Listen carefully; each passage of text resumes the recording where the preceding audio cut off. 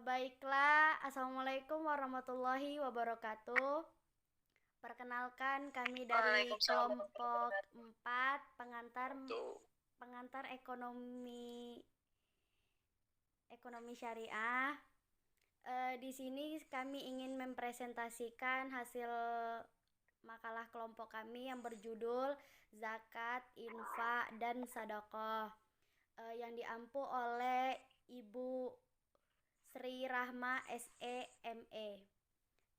Dan ada juga anggota kami yang bernama yang pertama Putri Inaya dengan NIM 504220063, Fauziah Nur 504220037, Raden Faris Ramadan 504220046, M Yusuf Romeo 504220048, Siruhul Haziz 504220049, Yusi Sartika 504220069.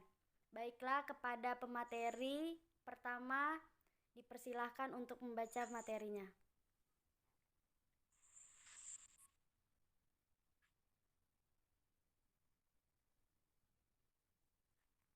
Pengertian zakat. Zakat artinya bagian dari harta yang dikelola seseorang yang harus dikeluarkan jika persyaratan tertentu terpenuhi. Jika persyaratan yang dipengaruhi sudah terpenuhi, maka wajib bagi pemilik harta atau muzaki buat mengeluarkan zakat untuk menyerahkan kepada yang berhak menerimanya atau mustahik. Zakat secara bahasa bermakna mensucikan, tumbuh atau berkembang. Hukum zakat dan syarat zakat. Hukum zakat.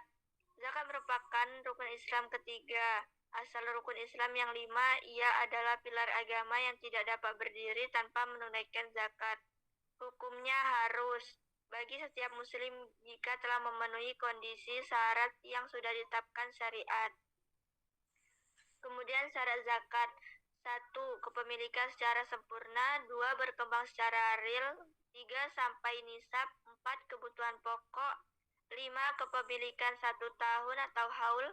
6. Terbebas asal hutang.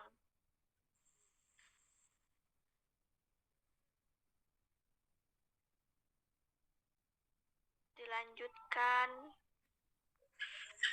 Selanjutnya, tata cara pengeluaran zakat.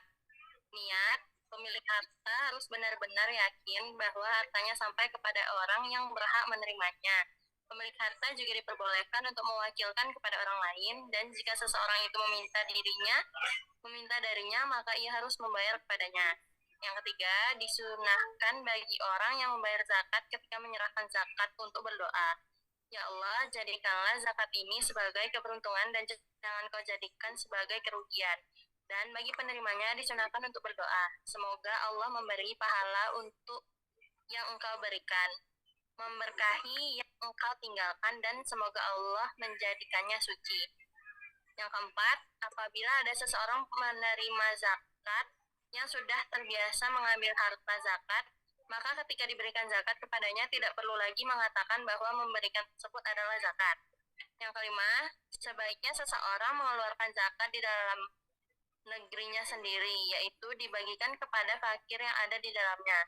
Yang keenam, ketika menjelang waktu yang ditentukan untuk membayar zakat, pemimpin muslim harus mengutus orang-orang yang bertugas mengambil zakat.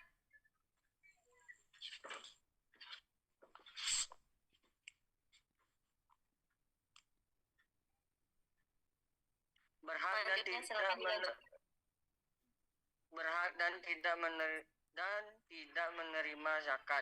Berhak. 1. Orang fakir. 2. Orang miskin. 3. Para amil zakat. 4. Orang mualaf. 5. Arkikob. 6. Al-Karim. 7. Filsabilillah. 8. Il-Ibnu. Tidak berhak. 1. Bani Hashim. 2. Wanita fakir yang menjadi istri orang kaya. 3. Kerabat yang menjadi tanggung jawabnya. 4. Ayah, kakek, dan seterusnya. 5. Istri sendiri. Dan selanjutnya,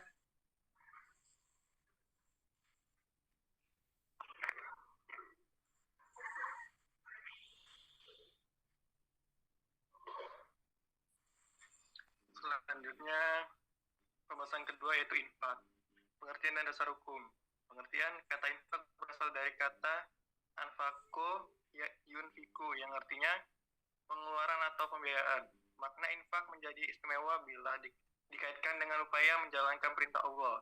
Pengertian infak berarti seseorang mengeluarkan sesuatu dengan sukarela.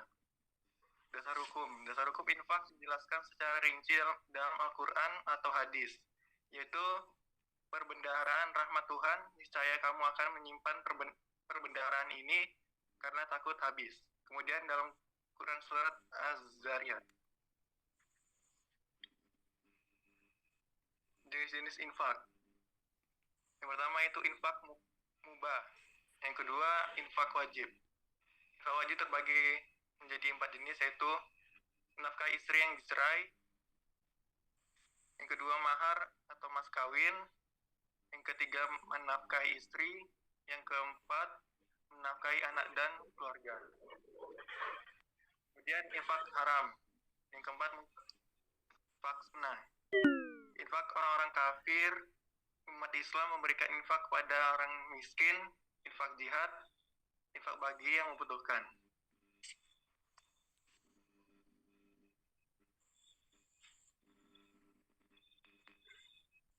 Rukun dan syarat. Infak memiliki 4 rukun, yaitu 1. Menyimpak atau munfik, artinya orang yang memberikan infak.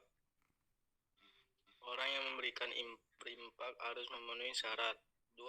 Orang yang akan diberikan infak dengan ketentuan.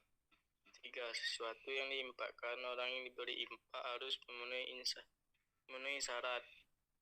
4. Ijab dan kabul. Infak sah melalui ijab dan kabul apapun bentuk ijab kabul yang memberikan harta tanpa imbalan. Pembahasan 3. Sodako. Pengertian sodako dan rukun sodako. Pengertian kata sodako berasal dari bahasa Arab as-sodako, yang artinya sebagai persembahan dan sunahkan. Sodako sunnah. Secara terminologi, sodako berarti memberikan sesuatu tanpa imbalan apapun dan mengharapkan imbalan dari Allah SWT. Sodako artinya memberikan harta secara cuma-cuma kepada orang kafir, orang miskin, orang yang membutuhkan, atau pihak lain yang berhak atas sodako. Sedekah adalah salah satu kewajiban umat Islam yang berkecukupan. Sedekah atau sering ditulis dengan sedekah dalam bahasa Indonesia mempunyai arti yang lebih luas dibandingkan zakat atau infak.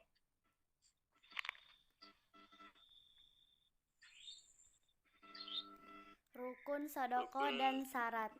Rukun dan syarat ada 4, yaitu yang pertama, orang yang memberi adalah orang yang mempunyai barang dan berhak membaginya. Yang kedua, orang yang diberi tidak sah diberikan kepada anak yang masih di dalam kandungan ibunya atau memberi kepada binatang. Yang ketiga, ijab dan kabul. Ijab adalah pernyataan memberi. Kabul merupakan pernyataan penerimaan oleh orang yang menerima. Yang keempat, suatu produk tertentu yang diberikan harus dijual.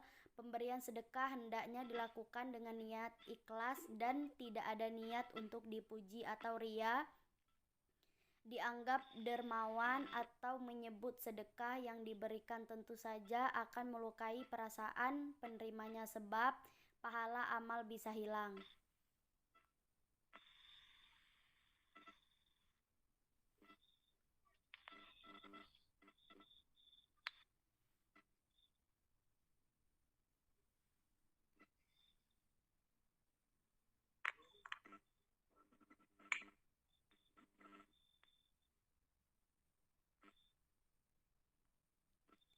Pembahasan 4.